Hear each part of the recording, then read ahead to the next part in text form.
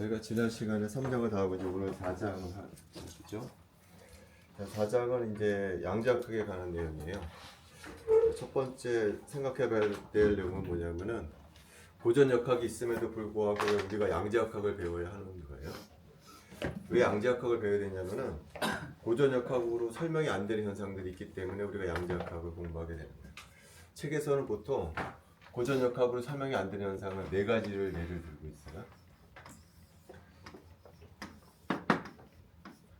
첫 번째가 흑체복사라는 거예요.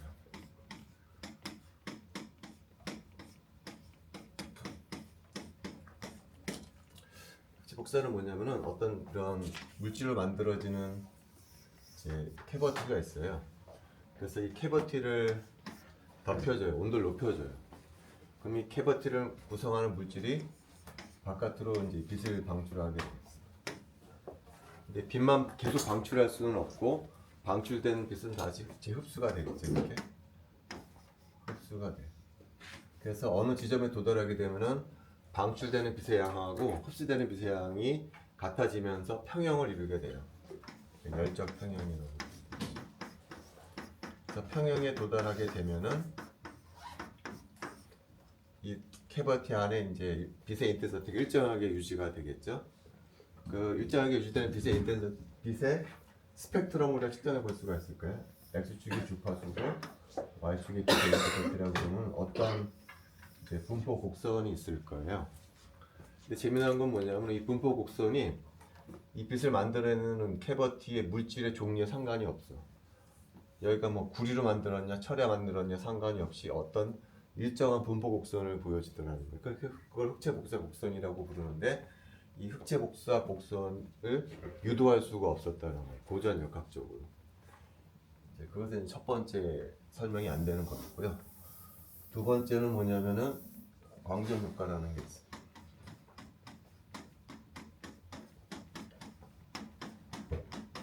광전 효과는 뭐냐면은 여기에 메탈이 있고 여기 어떤 특정한 주파수를 갖는 빛을 쏴주게 되면은 이 메탈로부터 전자가 튀어나와요. 어떤 키네틱 에너지를. 그래서 광전 효과로 빛을 쏴주고 전자가 튀어나온다 그래서 광전 효과라고 불러요. 이 빛을 쏴줬을 때 전자가 튀어나오는 현상 자체는 고전역학적으로 설명이 되는데 설명이 안 되는 현상은 뭐냐면은 어떤 임계 주파수라는 게 있어요. 트레스홀드 프리퀀시라는 게 있어서 이 주파수보다 작은 주파수의 빛을 쏴줬을 때는 아무리 강한 빛을 쏘아주더라도 전자가 튀어나오지가 않다는 거예요. 그것도 고전역학적으로 설명이 되지 않는 현상이었어요. 자, 세 번째는 뭐냐면은 원자 스펙트럼이 있어요. 특히 수소 원자 스펙트럼.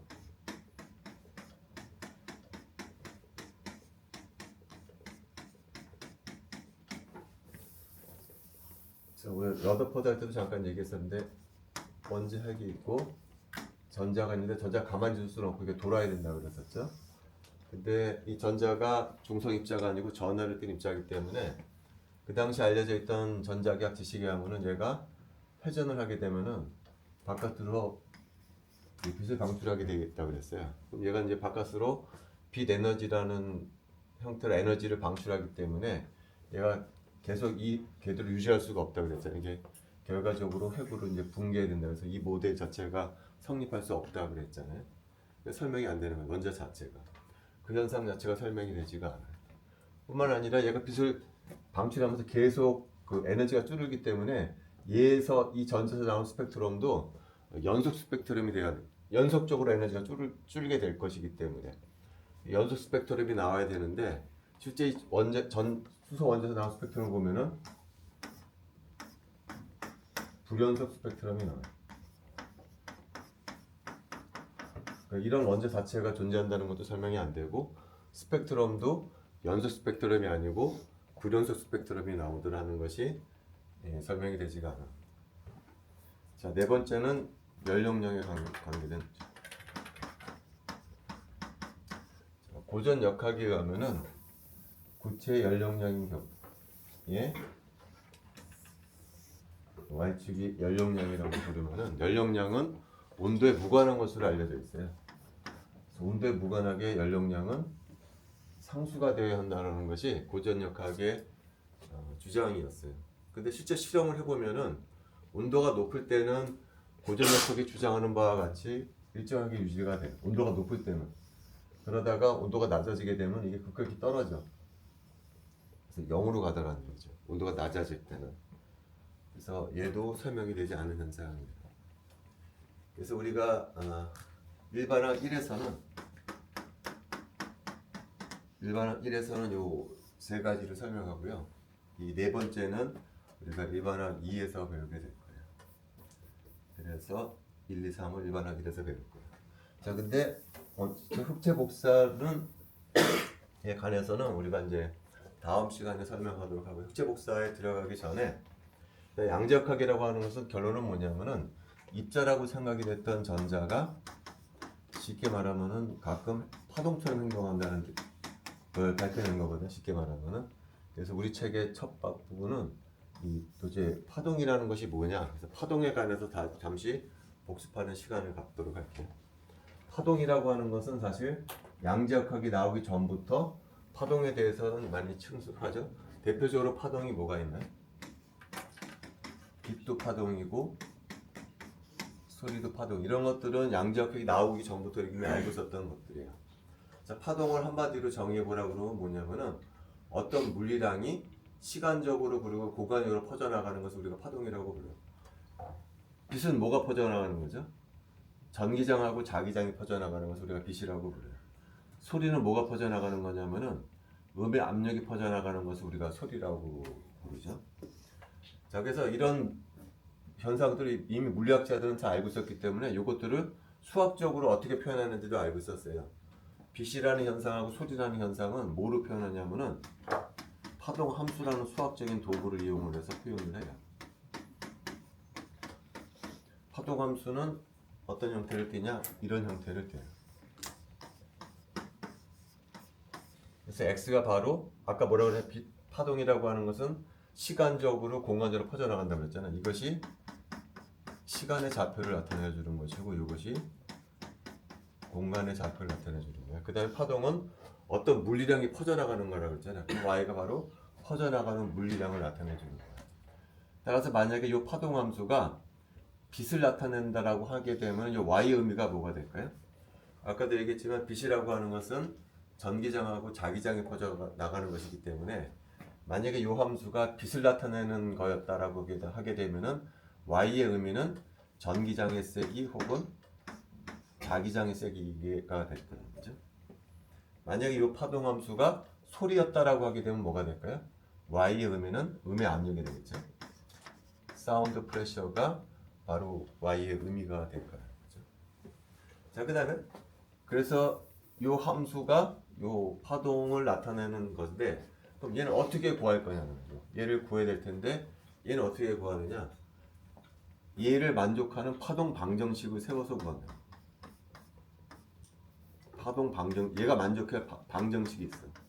그걸 우리가 파동 방정식이라고. 얘는 파동 방정식을 풀어서 구한다는 거예요. 파동 방정식의 형태가 어떻게 되냐면 이것도 외울 필요는 없어요. 대충 이런 형태예요.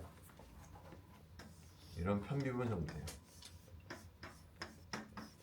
이런 게 있다라는 걸만 알면 되지 이걸 외울 필요는 없어요.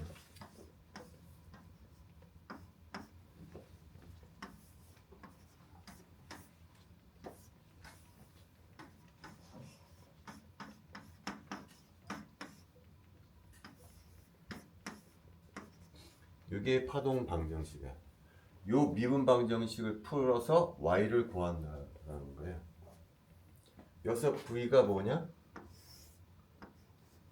파동의 속도가 된다.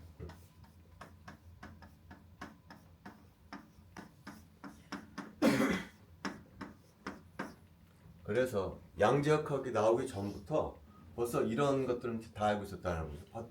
양자역학이 나오기 전부터 빛이라는 게 있고 소리라는 게 있고 그런 거 다 알고 있었고 얘네들은 파동 함수로 표현을 해주고 파동 함수는 이런 파동 방정식을 이용해서 풀더라라는 얘기를 양자역학이 나오기 전부터 알고 있었다라는 거예요. 자, 그 다음에 지금 방금 얘기했지만 뭐 빛이라든지 이런 것들은 어떤 물리량이 시간적으로 공간적으로 퍼져나가는 거라고 그랬죠. 그래서 예를 들어서 빛 같은 경우에 파형을 그릴 수가 있어요.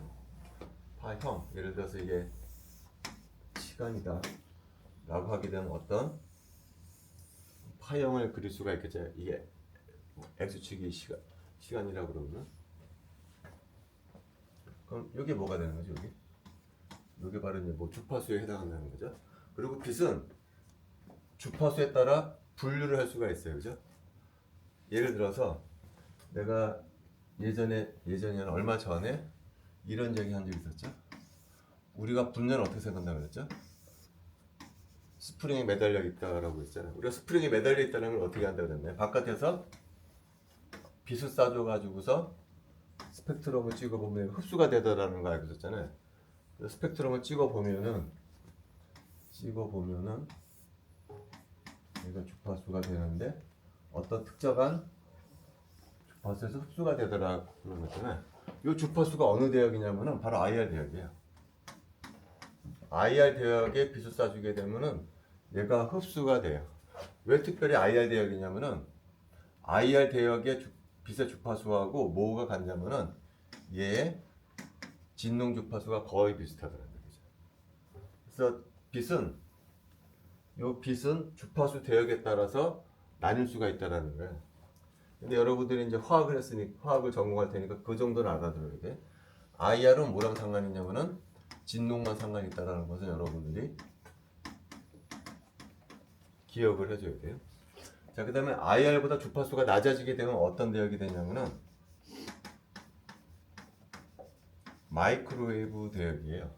이제 마이크로웨이브 대역에 빛을 쏴줘도 또 흡수가 돼. 여기 말고도 IR 대역 말고 마이크로웨이브 대역에서도 흡수가 돼요. 왜 IR 대역에서는 왜 흡수가 되냐면은 IR 대역의 빛의 주파수하고의 진동 주파수가 같아서 흡수가 된다고 그랬잖아요. 마이크로웨이브 대역의 빛은 왜 흡수가 되냐면은 마이크로웨이브 대역의 주파수하고 뭐하고 또 비슷하냐면은 전자는 진동만 하는 것이 아니고 회전도 하거든요. 회전 주파수하고 대충 맞아요. 얘는 뭐랑 상관이냐면은 회전이랑 상관이 있다는 거죠. 마이크로웨이브 대역의 빛은. 자, 그 다음에 IR보다 주파수가 더 높은 쪽은 뭐가 되냐면은 UV 비저블이 되죠.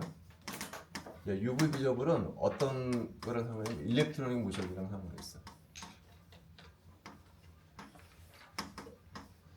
자, 왜 이런 입이 나와 있냐면은 이것도 지난 시간에 HCl 얘기하면 우리가 6장에서 이런 얘기 할 거예요. HCl이 있다. 그럼 분자 오비탈이 있다 그랬었죠. 분자 오비탈이. 그리고 분자 오비탈에 이제 전자가 들어간다고 그랬었잖아요. 근데 경우에 따라서 여기 던져서 여기 올라갈 수 있다고 그랬잖아요. 여기서 여기로 올라갈 때 빛을 쏴줄 거거든요. 빛을.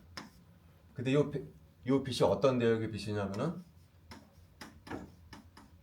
바로 UV 비저블 대역의 빛이에요. UV 비저블 대역의 빛을 쏴주면 그 에너지 받고 이놈이 이쪽으로 올라간다. 그러니까 요 빛의 역할은 뭐냐면은 어떤 한 오비탈에 있는 전자를 다른 오비탈로 옮겨줄 때 쓰는 대역의 빛이 UV 비저블. 그래서 그걸 일렉트로닉 스펙트로스코피에 사용한다라는 거예요. 자, 근데 요 대역의 빛에 의해서 움직이는 전자는 대부분 어떤 전자냐? 호일렉트론에 있는 전자야. 자, 요거보다 더 주파수가 커지면 어떻게 될까요? 엑스레이가 되겠지. 엑스레이 요거는 밸런스. 아, 미안. 아무도 지적은 안 해. 밸런스 벡터인데 그죠? 요거는 밸런스 일렉트론. 얘도 일렉트로닉 트랜지션이에요. 얘도. 근데 얘는 UV 비저블보다 주파수가 크기 때문에요. 에너지가 커요. 얘는 어디 있는 전자를 움직이냐면은 여기 있는 전자를 움직여. 다시 말하면은 코일렉트론을 움직이는 데 쓴다는 거지. UV 비저블은 보통 조금 느슨한 전자, 밸런스 일렉트론을 움직이는 데 쓰고요. 엑스레이는 좀 에너지가 크거든요. 코일렉트론 있는 전자를 움직이는 데 써. 플러스 또 이런 경우도 있어요. 여기 내가 에너지 레벨 그릴 때 보통 점선으로 그리는 데가 있거든요. 이거를 베이큐엄 스테이트라고 보통 그래요. 베큐um 스테이트는 뭐라 그러냐? 여기다 전자 이쪽으로 가면은 이 전자는 완전히 떨어져 나가는 걸 우리가 베큐움 스테이트라고 부른다 그랬잖아. 이때도 써. 밸런스 일렉트론을 베큐움 스테이트로 올려주는 거야. 다시 말해 전자를 아래 떼어내릴 때 그때도 엑스레이를 많이 써요. 그런 분광법을 뭐라고 부르냐면은 포토 일렉트론 스펙트로스코피라고. 이게 바로 광전 효과예요. 빛을 쏴줬을 때 전자가 튀어나가는 걸 뭐라고 부르냐면은 광전 효과라고 부른다 그랬잖아. 포토 일렉트론 스펙트로스코피. 이게 바로 여기 있던 전자를 여기로 떨어뜨리는 거. 이때도 엑스레이를 써요. 자, 그다음 아래쪽으로 다시 내려가서 마이크로웨이브보다 더 주파수가 낮은 대역은 뭐라고 부르냐면은 라디오 프리퀀시 대역에 해당해요. 자, 얘는 뭐 하는 데 쓰냐면은 스핀을 바꾸는 데 써요. 자, 얘는 뭐냐면은 자, 수소 원자 같은 경우에 여기 프로톤이 있고 주위에 전자가 돌아다니죠. 우리가 1학년 때 전자가 업스핀, 다운스핀 두 가지 있다고 배웠잖아요. 근데 얘도 스핀이 있어요. 프로톤도 스핀이 업스핀, 다운스핀, 전자만 스핀이 있는 것이 아니고 프로톤도 업스핀, 다운스핀이 있는데 라디오 프리퀀시 대역에 비해서 뭐를 바꾸는데 주로 쓰냐면 바로 이 프로톤 스핀을 바꿔. 프로톤의 스핀을 업에서 다운오는데 바꾸는데 바로 라디오 프리퀀시 대역에 비해서 쏴줘요. 이 프로톤 스핀의 방향을 바꾸는 스펙트로스코피를 뭐라고 부르냐면 NMR이라고 부르고요. 아마 화학과에서 가장 많이 쓰는 장비가 NMR 장비일 거예요. 병원에서도 많이 써요. 병원에서는 이 장비를 똑같은 장비인데 뭐라고 이름을 붙이냐면은 병원에서는 MRI라고 부르죠. 그죠? 자, 요것들이 20장에서 다시 나와요. 다시. 하지만 이것들은 여러분들이 기본적으로 알아야 돼요. 대역에 따라서 이것이 뭐랑 상관이 있는지 여러분들이 잘 기억을 해줘야 돼요. 근데 마지막 하나 더 얘기해줄 것은 뭐냐면은 지금 방금 얘기했지만 양자역학이 주장하는 말은 뭐냐면은 입자라고 생각이 됐던 놈이 파동처럼 행동하기도 한다 그런 거거든요. 양자역학이 주장하는 말은 뭐냐면은 자 근데 파동은 입자가 흉내내지 못하는 현상이 있어요. 도저히 입자는 비슷한데 파동이라고 하면은 입자는 도저히 흉내낼 수 없는 현상이 있거든요. 두 가지가 있어요. 하나가 간섭 현상. 두 번째는 중첩 현상입니다. 바로 전자가 바로 이 현상을 보인다는 거예요. 전자가 우리가 철석같이 입자라고 생각이 됐던 전자가 파동에서만 보일 수 있는 간섭 현상과 중첩 현상을 보이더라 하는 것이 실험적으로 관측이 되더라 하는 얘기예요. 이거는 나중에 다시 자세히 보도록 하겠습니다. 자, 그래서 이제 이 부분을 이제 넘어가도록 할고요. 그래서 이제 본격적으로 아까 우리가 고전역학으로 설명이 되지 않는 것이 세 가지가 있는데 그 중에 첫 번째가 바로 흑체 복사다 그랬었죠. 그래서 오늘은 이 부분에서 잠깐 얘기하고 넘어가도록 합니다. 다시 흑체 복사가 문자가 뭔지 다시 한번 살짝 살펴보면 이거예요. 여기 어떤 캐버티가 있고 온도를 높여줘요. 그럼 모든 물질은 온도를 높여주게 되면 바깥으로 빛을 방출하게 돼요. 얘도 그래서 빛을 방출을 해요. 근데 얘가 무조건 빛만 방출할 수는 없어요. 그러면 이 상자 안에 빛의 인텐시티가 계속 커질 거 아니야. 이게 재흡수가 돼. 그래서 어느 시점에 도달하게 되면은 방출되는 비율하고 흡수되는 비율이 일정하게 유지가 되면서 평형에 이르게 돼. 그걸 열적 평형이라고 불러요. 그래서 평형에 이르게 되면 이 상자 안에 빛의 인텐시티가 일정하게 유지가 되고 어떤 분포 곡선을 보일 수가 있을 거예요. 뭐 예를 들어 주파수가 있고 어떤 인텐시티가 있는데 어떤 분포 곡선이 보이는 그것이 바로 흑체 복사 곡선이라고 불러요. 근데 재미나는 것은 뭐냐? 이 흑체 복사 곡선이 재미나게도 이 빛을 빛을 만들어내는 캐버티가 어떤 물질로 만들어졌느냐 혹은 어떤 모양을 하느냐에 무관하게 똑같은 모양을 보이더라는 거예요. 이 분포 곡선은 오직 무엇에 의해서만 달라지느냐? 온도에 의해서만 달라지더라 하는 거예요. 그래서 사람들이 신기하니까 이걸 어떻게 분포 곡선을 한번 유도해보자 그런 생각을 하게 된 거라는 거죠. 근데 고전역학으로는 유도가 되지가 않더라 하는 얘기예요. 그래서 이제 그 얘기를 할 텐데 그 얘기를 하기 전에 얘랑 굉장히 유사한 이야기가 있어요. 쟤랑 굉장히 유사한 얘기가 뭐냐면 아마 여러분 1학년 때 배웠던 맥스웰 볼츠만 디스트리뷰션이에요. 그래서 흑제 복사 얘기를 하기 전에 맥스웰 볼츠만 분포부터 다시 한번 복습을 한번 해보도록 할게요. 맥스웰 볼츠만 분포도 비슷하죠. 여기 상자가 있어요. 그 다음에 맥스웰 볼츠만 분포 안에서는 안에 뭐가 들어있죠? 이렇게 기체 입자가 들어있어요. 자, 얘도 마찬가지예요. 얘도 중요한 게 뭐냐면은 얘가 온도 T에서 열적 평형을 하고 있다라는 것이 중요한 조건이에요. 이게 중요한 조건이에요. 이 조건이 없으면 아무 얘기도 할 수가 없어요. 자, 그럼 우리가 아마 1학년 때 배웠을 거예요. 얘가 온도 T에서 열적 평형을 하고 있다 라고 했을 때 여기 기체 입자 평균 에너지가 얼마라는 거 우리가 알고 있죠? 얼마죠 이게? 2분의 3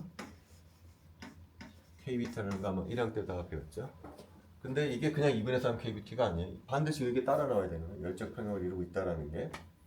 자, 근데 여기서 중요한 것은 뭐냐? 이 2분의 3 kBT가 여기 안에 들어있는 상자 안에 들어있는 기체 입자의 종류에 무관하다는 게 중요한 거예요. 이게 힐륨이든 네온이든 크립톤이든 물 분자든 상관이 없이 2분의 3 kBT라는 거예요. 여기 들어있는 기체 입자의 종류에 무관하게 2분의 3 kBT라는 거예요. 아까 흑제 복사 곡선이랑 비슷한 얘기잖아요. 흑제 복사 곡선도 흑제 복사 곡선 분포가 그 빛을 만들어내는 그 캐비티 물질에 무관하게 분포 곡선이 일정하게 똑같다고 그랬잖아요. 얘도 비슷하잖아요. 이 평균 에너지가 이 기체 안을 돌아다니는 기체 입자 종류에 무관하게 2분의 3 kBT라는 거예요. 얘기가 비슷하게 돌아가요. 그죠? 자, 그 다음에 여기서 보면은 이게 주장하는 바가 요 평균이 2분의 3 kBT라고 하는 것이지 이 기체들이 모두 다 똑같이 에너지가 2분의 3 kBT라는 뜻은 아니죠. 그죠? 어떤 놈은 얘보다 더 큰 에너지를 갖고 있고 어떤 놈은 쟤보다 낮은 에너지를 갖고 있어요. 분포가 있을 거라는 거죠. 분포. 그 분포를 밝힌 사람이 바로 맥스웰 볼츠만인 거예요. 자, 맥스웰하고 볼츠만이 분포식을 만들어냈어. 이런 식으로. X축이 요 상자 안에 들어있는 기체 입자의 속력, Y축이 그 속력을 가질 확률. 그래서 분포식을 구해봤더니 요런 분포 곡선이 나오더라 하는 거예요. 근데 저 분포 곡선도 흑제 복사 곡선이랑 똑같은 얘기를 하죠. 그죠? 얘도 무슨 얘기를 하죠? 여기 들어있는 기체 입자랑 상관이 없이 이 분포 곡선의 모양은 무엇에 의해서만 바뀌죠? 온도에 의해서만 바뀌어요. 제도. 그죠? 제도 온도에 의해서만 분포 곡선식이 바뀐단 말이에요. 근데 아까 흑제 복사 곡선도 비슷하잖아요. 온도에 의해서만 바뀐다는 거죠. 비슷하게 돌아간다는 거죠. 그래서 지금 남은 시간에는 얘가 어떻게 유도되는지를 보려고 해요. 그래서 얘를 유도할 텐데 얘는 크게 세 부분으로 구성이 되어 있어요.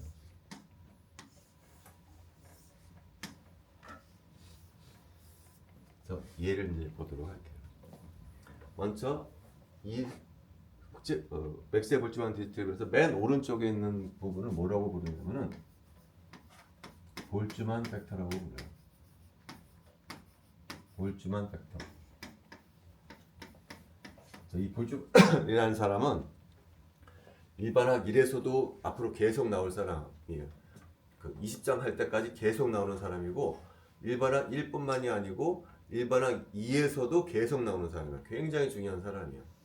자, 이 사람이 뭐라고 주장을 했냐면은 이 사람은 통계 연력학이라는 학문을 새로 창조한 사람인데 여기 기체 입자하고 여기 기체 입자는 에너지가 다 다르잖아요. 근데 그 확률을 만든 사람이에요. 확률이 에너지 E를 가질 확률이 온도 T가 정의가 되면 다시 말하면 평형을 이루고 있다라고 하게 되면은 어떤 입자가 에너지 E를 가질 확률이 다음 같은 익스포넨셜 식으로 표현할 수 있다라는 것을 주장한 사람이 바로 볼츠만이라는 사람이에요. 그래서 이걸 볼츠만 팩터라고 불러요. 그래서 요 식을 여기다 딱 써주려고 그래요. 근데 여기 2는 뭐죠? 단원자 기체니까 우리는 여기다 뭘 써주면 될까요? 2 대신 빼기 2분의 1에 mv 제곱만 바꿔 쓰면 되겠죠. 우리식에다가 적용을 하게 되는 거죠. 그래서 이게 볼츠만 팩터예요.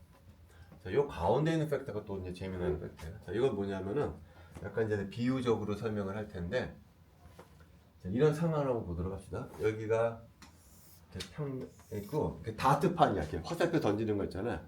근데 다트 선수가 화살을 던지는 것이 아니고 장님이 보지 않고 랜덤하게 화살을 던져. 장님이 던지니까 이게 화살이 랜덤하게 막 찍히겠죠. 이런 식으로 랜덤하게 찍은 다음에 이제 카운트를 할 거예요.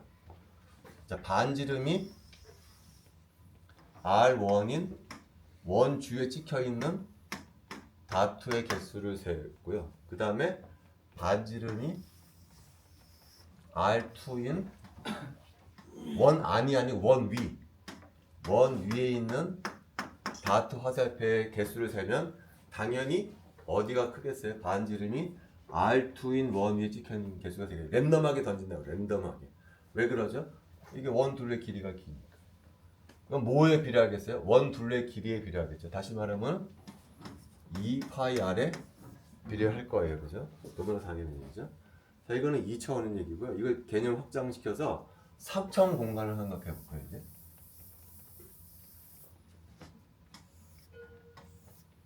3차원 공간에 점이 랜덤하게 찍혀 있어.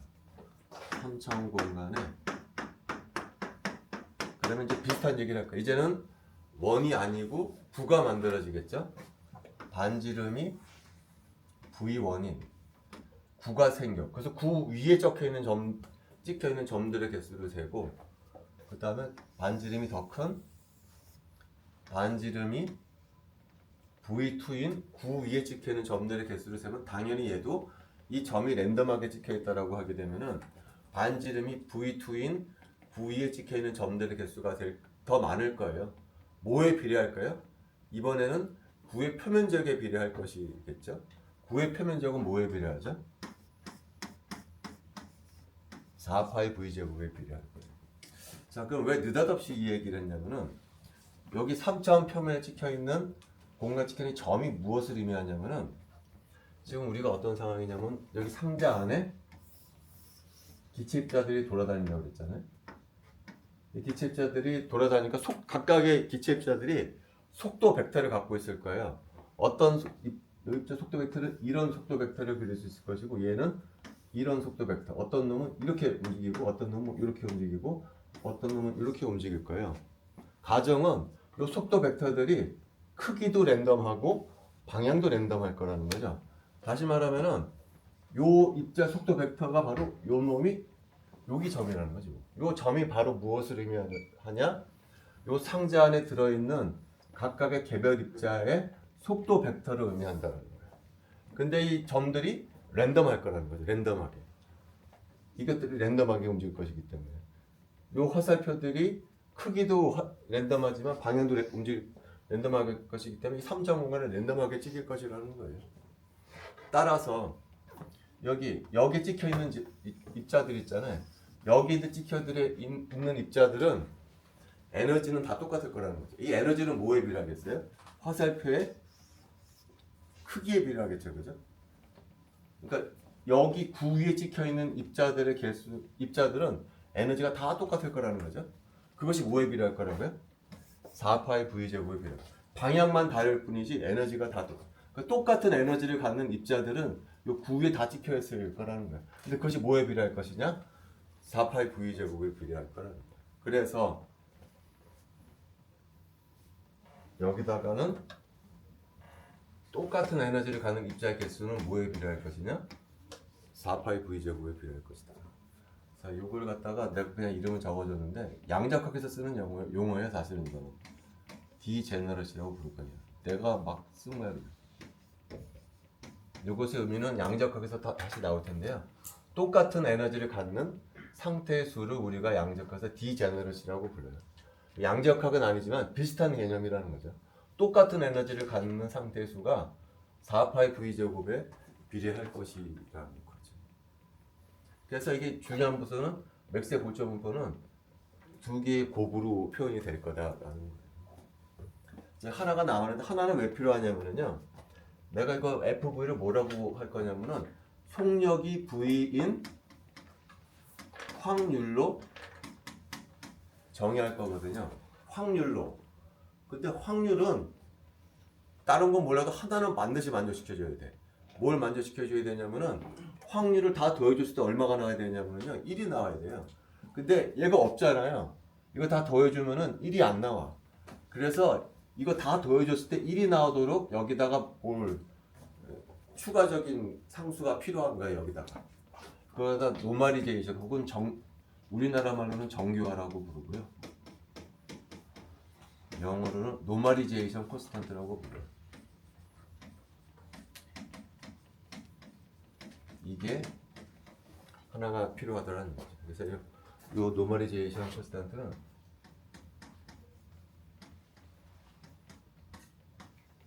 좀 복잡한 함수예요. 외울 필요는 없어요. 이런 식으로 되더라. 이게 왜 필요하느냐? 이걸 다 더해줬을 때 1이 되도록 해주기 위해서 이제 이게 필요하다는 거예요. 물리적으로 필요한 것은 이제 요거 두 개라는. 요 두 개가 흑제 복사식에도 비슷하게 나와. 두 가지 곱으로 나오게. 흑제 복사식도 두 개 곱으로 나오게 됩니다. 그래서 이런 식으로 우리가 맥스웰 볼츠만 분포식을 구할 수가 있었다라는 거예요. 근데 이 식의 중요한 점은 뭐느냐? 이 식은 기체 종류에 무관해. 이 식을 기체 종류 그냥 이 식 그대로 쓰면 돼. 헬륨 이 식 쓰면 돼. 네온도 이 식 쓰면 돼. 여기 상자 안에 뭐가 들어있는지 상관없이 그냥 제대로 하라니 그냥 이 식만 갖다 쓰게 되면은 그냥 되더라 하느니 기체 종류에 무관하게 그대로 바꿔 쓰면 되는 거죠. 얘도 그냥 온도만 바꿔주게 되면은 분포 곡선이 바뀌어지고 하는 것은 똑같다는 거죠. 이제 우리가 할 일은 뭐죠? 지금은 여기 상자 안에 들어있는 기체 입자 속도 분포를 구한 거고 이제는 얘는 없을 거예요. 이제는. 그리고 여전히 온도는 T야. 그럼 뭐가 남아있을까 이제? 여기 안에 아무것도 없지 않고 이제 뭐가 있다고요? 여기가 빛을 방출한다 그랬죠 이렇게. 빛을 방출. 근데 방출만 하는 게 아니야. 흡수가 된다고 그랬죠 이렇게.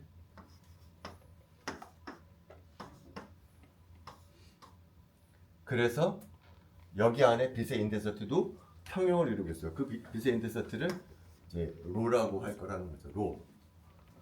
요것이 어떻게 될 거냐가 질문이라는 거죠. 그래서 마찬가지로 이런 분포 곡선을 생각할 수가 이번에는 이렇게 되는 거예요. 이렇게. 자, 아까는 X축이 뭐죠? 여기 기체 입자의 속력이었었어요. 여기는 빛이라고 하니까 이게 뭐가 될까요? 이거는 빛의 주파수가 되는 빛이라면 주파수가 있잖아. 주파수. 그러니까 스펙트럼이야. 여기 안에 들어있는 빛의 스펙트럼 곡선이 있을 거라는 거야. 곡선이 평형으로 온도 T에서 평형을 이루는 어떤 스펙트럼이 있을 거라는 스펙트럼이 대충 이런 모양이에요. 이 스펙트럼을 구해보자라는 거예요. 그럼 이제 또 비슷한 질문을 할 거야. 아까 그 맥스웰 볼츠만 분포도 그 물질의 기체 입자 종류에 무관하다고 그랬잖아요. 얘도 마찬가지 질문이에요. 얘하고 얘가 철로 했을 때 이런 분포였었어. 철을 구리로 바꿔도 이 모양일까가 질문이라는 거예요. 이 빛을 만들어내는 캐버티를 만들어내는 물질을 바꾸더라도 얘가 그대로 유지할까가 질문인데 그대로더라. 그대로다. 안 바뀌더라는 얘가 얘도. 그걸 누가 증명했냐? 키르히오프라는 사람이 증명을 하는. 이 분포 곡선도 이 물질의 종류에 무관하게 똑같더라라는 것을 키르히오프라는 사람이 실험으로 증명한 것이 아니고 사고 실험, 머릿속으로 생각해서 사고 실험으로 증명을 했어요. 그래서 그걸 한번 보자는 거예요. 왜 이게 일정하게 유지가 되는가? 연력학적인 방법을 통해서 사고 실험을 통해서 증명을 했어요.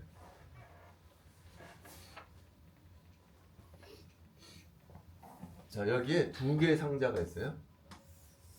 여기 A 상자고 B 상자. 다 각기 다른 물질로 만들어진 두 개의 상자야. 온도는 똑같아. 온도는 T야. 자, 그럼 한번 가정을 한번 해볼게요. 여기 상자하고 여기 상자에 분포 곡선이 만약에 달랐다.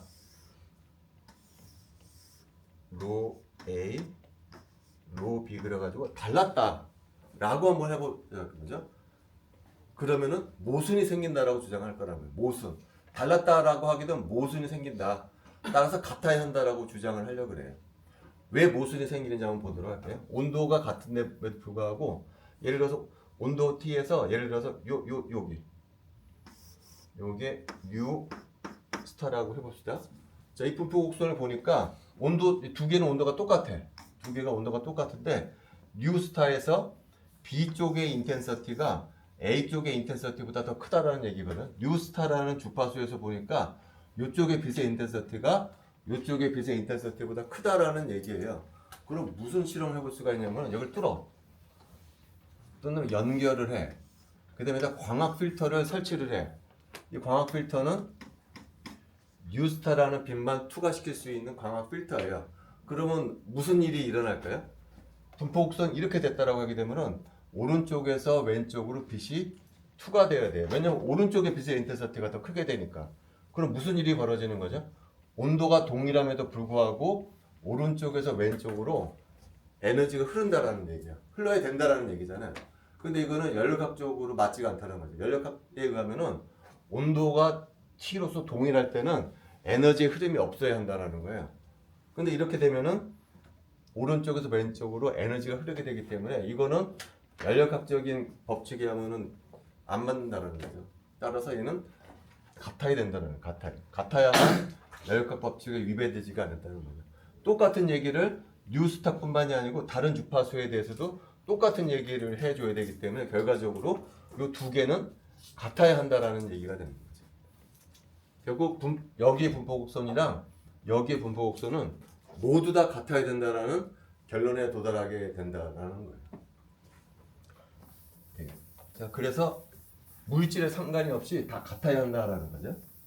자, 그래서 여기가 1번 물질이고요. 자, 여기가 이제 2번 물질이에요. 자, 여기도 로고요. 여기도 로. 평형 온도는 다 똑같아요. 여기 빛의 인텐서티도 로, 여기 빛의 인텐서티가 로고예요. 자, 근데 온도를 높여주게 되면 바깥으로 빛을 방출한다고 그랬어요. 얘도 빛을 방출한다고 그랬어요. 자, 그런데 얘하고 얘는 다른 물질로 만들어졌거든요. 그러면은 물질마다 빛을 만들어내는 능력은 다를 거거든요. 어떤 물질은 빛을 잘 만들어낼 수가 있고 어떤 물질은 빛을 잘 못 만들어내는 물질이 있을 거예요. 다 같을 수는 없잖아요. 그죠? 그래서 얘가 빛을 만들어내는 능력을 입실론 1이라고 부르도록 할게요. 얘가 얼마나 빛을 잘 만들어내느냐 입실론 2라고 부르도록 할게요. 자, 그리고 아까도 얘기했지만 계속 빛을 방출만 할 수는 없거든요. 빛을 흡수하거든요. 얘도 빛을 흡수해요. 아까랑 마찬가지로 물질마다 흡수하는 능력도 다르겠죠. 빛을 방출하는 능력도 다르지만 빛을 흡수하는 능력도 다를 거예요. 그래서 얘가 빛을 흡수하는 능력을 알파 1, 얘가 빛을 흡수하는 능력을 알파 2라고 부를 거예요. 자, 근데 빛을 흡수하는 능력은 좀 잘 생각해 봐야 될 게 이거야. 여기 어떤 매질이 있어요. 내가 100이라는 빛을 쏴줬어. 그랬더니 10이라는 빛이 흡수가 돼. 그러면 내가 1000이라는 빛을 쏴주게 되면 얘는 몇을 흡수해야 되겠죠? 100이라는 빛을 흡수해야 되잖아요. 그죠? 다시 말하면 요 매질이 흡수하는 빛의 양은 뭐에 의존하죠? 일단 바깥에서 들어오는 빛의 양에 의존해. 그러니까 얘가 얼마나 많은 빛을 흡수하느냐는 얘 자체가 얼마나 빛을 잘 흡수하느냐에도 의존하지만 또 뭐에도 의존하죠? 바깥에서 얼마나 많은 빛을 흡수하느냐가 고려가 되어야 된다는 얘기예요. 그래서 여기서 말하는 알파는 흡수되는 비율이라는 거예요. 예를 들면 여기서는 알파가 0.1이라는 거죠. 이 본연의 빛을 흡수하는 능력은 비율로 표현이 된다는 거죠. 요게 바로 뭐라는 거야. 빛의 인텐서티에다가 뭐를 곱해줘야 되냐면 흡수되는 비율을 곱해줘야만 실제로 흡수되는 양이 나오게 된다는 거예요. 요게 빛의 인텐서티, 요게 그 중에서 얼마가 흡수가 되느냐를 곱해준 것이 실제로 흡수되는 비율이라는 거예요. 그래서 흡수되는 비율은 여기다가 뭐를 곱해줘야 되냐면 로를 곱해줘야 돼요. 로가 뭐죠? 바깥에 들어있는 빛의 양이라는 거죠. 방출되는 양은 그런 게 방출은 그냥 방출해버리면 되는 거니까. 그래서 입실로는 방출되는 양, 알파에다가 로를 곱해주는 것이 흡수되는 양이라는 거죠. 자, 근데 평형에서는 어떻게 돼야 된다고요? 방출되는 양하고 흡수되는 양이 같아야 된다고 그랬잖아요. 그러니까 어떤 식을 만들 수가 있을까요? 이렇게 되겠죠. 여기서도 입실론2는 알파2 로 이렇게 되는 거야. 자, 알파 달라. 입실론도 달라. 근데 로는 같다라는 거죠. 그죠? 그래서 여기 로는 어떻게 되나요? 알파1의 입실론 1은 로죠. 여기도 알파2의 입실론 2는 로 이렇게 될 거라는 거예요. 그래서 이걸 다 정리하지가는 이런 식으로 써줄 수가 있어요. 알파1분의 입실론 1은 알파2분의 입실론 2. 그래서 쭈쭈쭈쭈 갈 수가 있다는 거죠. 로 이런 식이 될 거예요. 그래서 첫 번째 물질, 두 번째 물질, 세 번째 물질, 쭈쭈쭈 n 번째 물질 이런 식으로 우리가 써줄 수가 있다는 거죠. 자, 맨 마지막에 쓴 것을 이거 이제 내가 뭐라고 정의할 거냐면은 맨 마지막에 쓴 물질을 특별한 물질로 부를 거야. 흑체라고 부를 거야. 쟤를 왜 흑체라고 부를 거냐면은 흑체는 뭘 어떻게 정해? 요걸 갖다가 1인 물질을 내가 앞으로 흑체라고 부르려고 해요. 알파가 1이라는 얘기는 뭘까요? 알파가 흡수되는 비율이잖아요. 알파가 1인 것은 100% 흡수한다는 얘기거든요. 100%. 다시 말하면 들어온 거 죄다 흡수한다는 얘기예요. 그런 물질을 특히 흑체라고 부르고 이럴 때는 어떻게 될까요? 로는 그냥 입실론이랑 이제 똑같이 된다라는 얘기죠. 자, 이거랑 블랙홀 이거하고는 좀 다른 얘기예요. 자, 블랙홀은 빛도 들어간 다음에 나오지 못하는 게 블랙홀이라고 그러잖아요. 그죠? 블랙홀은 빛도 한번 들어가면 나오지 못하는 게 블랙홀인데 흑체는 달라요. 흑체는 흡수되는 알파는 1보다 클 수가 없죠. 그죠? 알파는 1보다 클 수가 없기 때문에 흡수되는 놈이 가장 큰 물질이 흑체야. 그죠? 근데 발광은 어떻게 될까요? 알파 중에 가장 큰 놈이 흑체야. 근데 입실론을 비교해보면 입실론도 가장 큰 놈이에요. 그죠? 왜냐면 이게 일정하니까. 얘는 딱 일정하기 때문에 알파가 큰 놈은 동시에 모두 커야 될까요? 입실론도 커야 돼요. 발광도 잘해야 되는 놈이야. 그 흑체라는 놈은 흡수도 제일 잘하지만 모두 제일 잘해야 되죠. 발광도 제일 잘하는 놈이에요. 그게 흑체야. 블랙홀하고는 전혀 다른 얘기죠. 그죠? 오케이. 자, 그래서 지금까지 한 얘기를 정리하자면은 어떤 캐버티가 있고 온도를 높여주게 되면은 흡수가 되고 방출도 된다. 그래서 어떤 평형을 이룬다. 그래서 어떤 분포 곡선이 있는데 이 분포 곡선은 물질의 종류에 무관하고 열적 평형을 이룬다라고 하면은 오직 온도 T에서만 바뀌는 어떤 분포 곡선이 있다라는 얘기죠. 그래서 이제 다음 시간에는 이제 얘를 한번 유도해 보자라는 것이 이제 다음 시간에 할 얘기예요. 오케이, 오늘 혹시 질문하고 싶은 거 있으세요? 없으면 마시러 갑시다.